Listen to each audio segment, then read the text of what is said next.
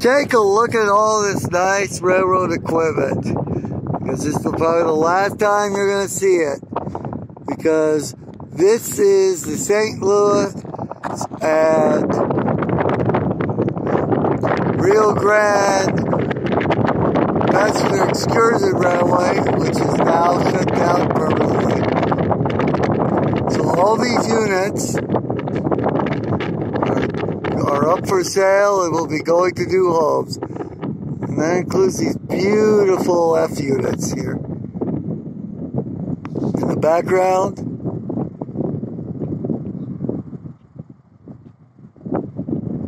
you can see a few more of the locomotives, and to the left is their rolling stock of coaches.